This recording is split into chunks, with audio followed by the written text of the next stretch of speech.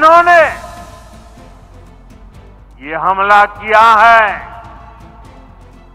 उन आतंकियों को और इस हमले की साजिश रचने वालों को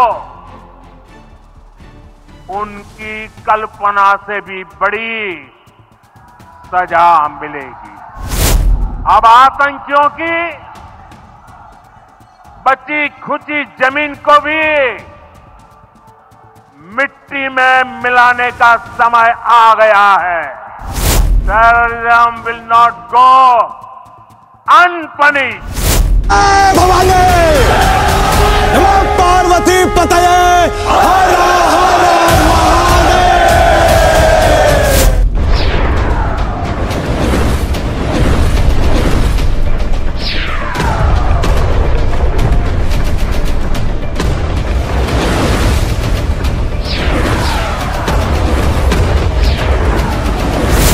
Pakistan also has a well-deserved reputation as a haven for terrorists from around the world, with internationally proscribed terrorists enjoying impunity there.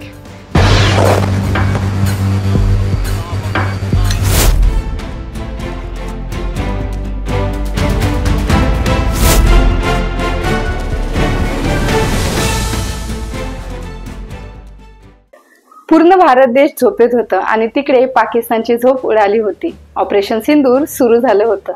7 मे रात्रीच्या वेळी भारताने पुन्हा एकदा पाकिस्तानवरती एअर स्ट्राईक केलं आणि या हल्ल्यामध्ये 9 दहशतवादी तळं उद्ध्वस्त झाली। National security adviser Ajit Doval यांनी हा हल्ला लष्कराच्या 3 प्रमुख दलांसोबत मिळून आखला होता।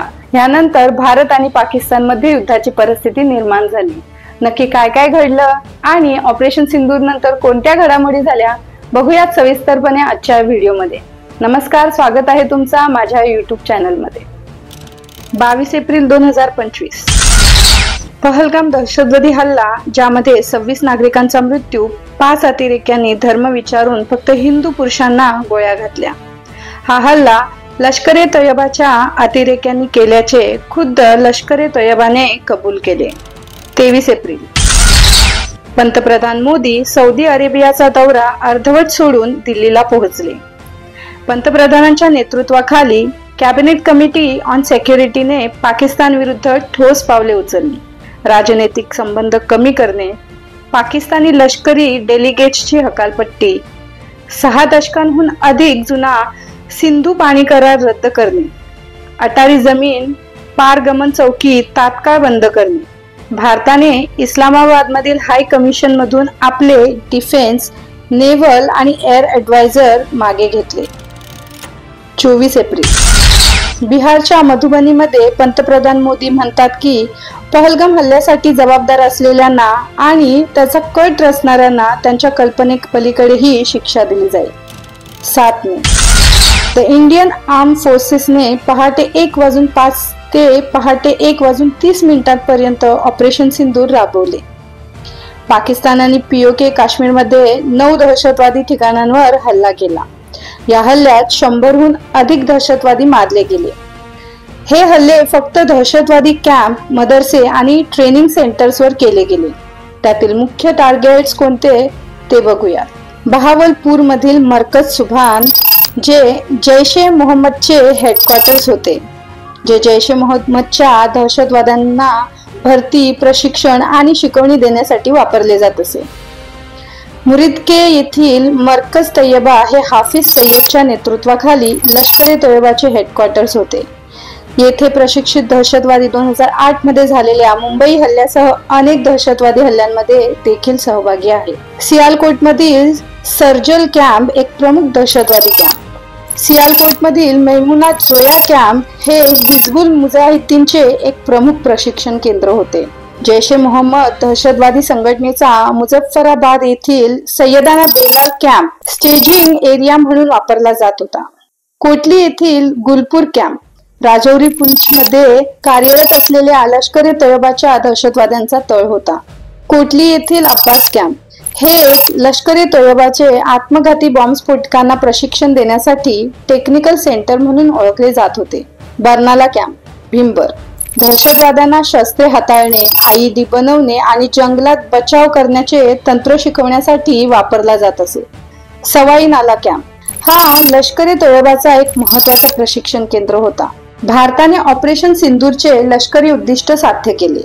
हल्ल्यानंतर लगेचच भारताच्या director general of military operations म्हणजेच DGMO त्यांच्या पाकिस्तानी डेलिगेट्सला कळवले की हल्ले फक्त दहशतवादी गटांवर होते. पंतप्रधान मोदींनी आर्म फोर्सेसला निर्देशन दिले की पाकिस्तानी सैन्याने केलेल्या कोणत्याही कारवायाला भारताचा प्रत्युत्तर हा मोठा आणि मजबूत असावा. भारताने ऑपरेशन सिंदूरबद्दल शीर्ष देशांना माहिती दिली की कोणतीही सिव्हिल, इकॉनॉमिक किंवा मिलिटरी लक्ष्य निवडलेले नाहीये. पहलगाम हल्ल्यात धर्म विचारून मारले होते आणि फक्त हिंदू पुरुषांना मारून त्यांच्या पत्नीचा कुंकू म्हणजे सिंदूर पुसला होता आणि त्याचाच बदला म्हणून या ऑपरेशनला भावनिक नाव ऑपरेशन सिंदूर हे नरेंद्र मोदीजींनी स्वतः दिले.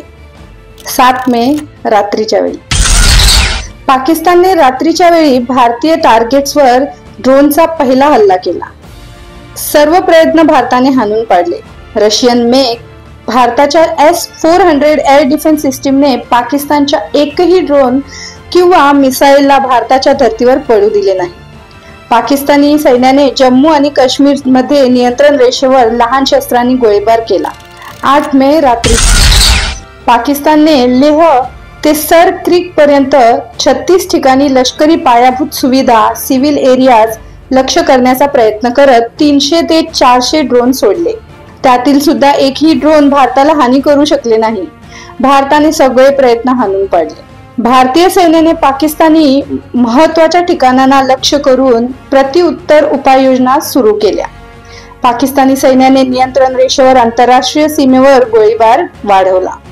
9 मे रात्रीच्या वेळी पाकिस्तानने जम्मू आणि काश्मीर पासून गुजरात पर्यंत 26 ठिकाणी ड्रोन हल्ल्यांची एक नवीन लिस्ट सुरू केली. विमानतळ आणि हवाई तळांसह महत्वाच्या ठिकाणांना लक्ष्य करण्याचा प्रयत्न होता.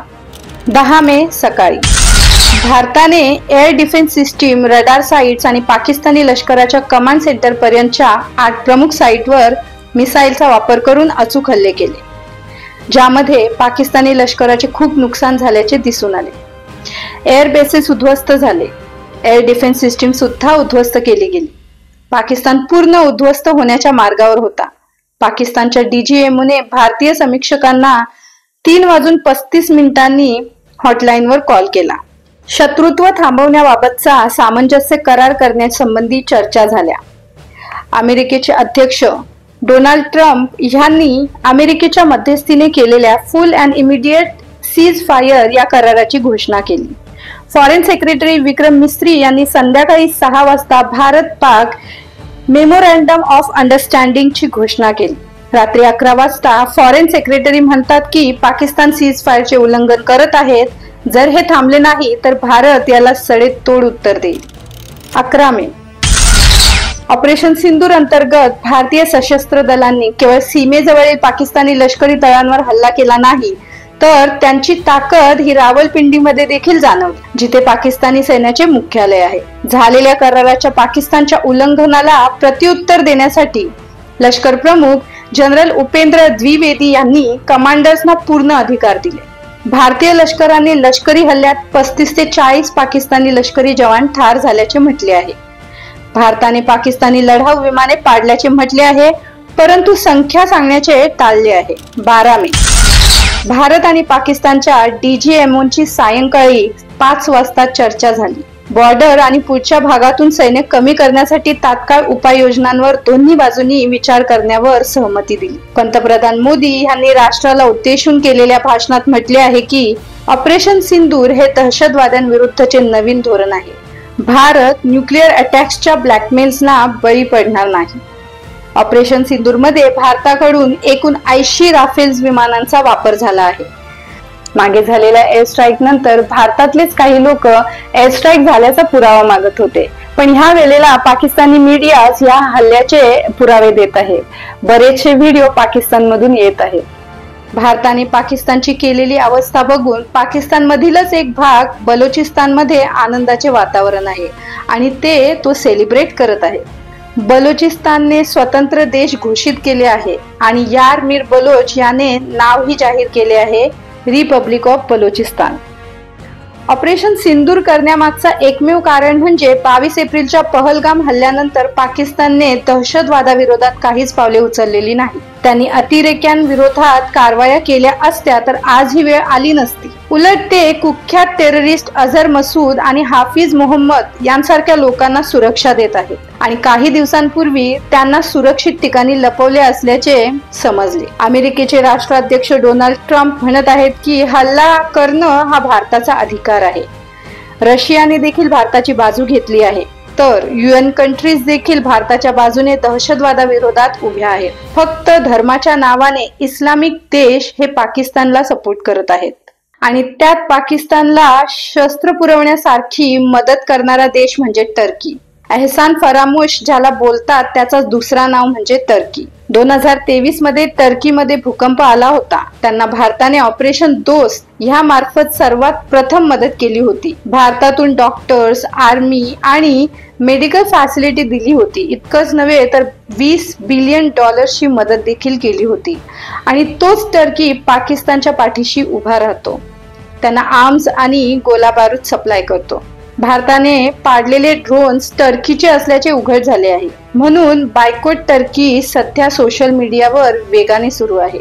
भारतीय सगळ्या ट्रॅव्हल्स कंपनींनी टर्की टूर्स कॅन्सल केले आहे व वेबसाईट वरून टर्की पॅकेजेस काढून टाकले आहे. टर्कीला हे सर्व महागात जाणार आहे. पाकिस्तान अगोदरच भिकेला लागला आहे, त्यात युद्ध त्यांना परवडणारे नाही. पाकिस्तानने IMF कडून लोन मागितले होते. IMF ने पाकिस्तानला स्पष्ट सांगितले की आम्ही युद्धासाठी पैसे देत नाही, पण पाकिस्तानने नागरी सुविधांसाठी लोनची आवश्यकता आम्हाला आहे असे सांगून IMF कडून 1023 मिलियन मंजूर करून घेतले.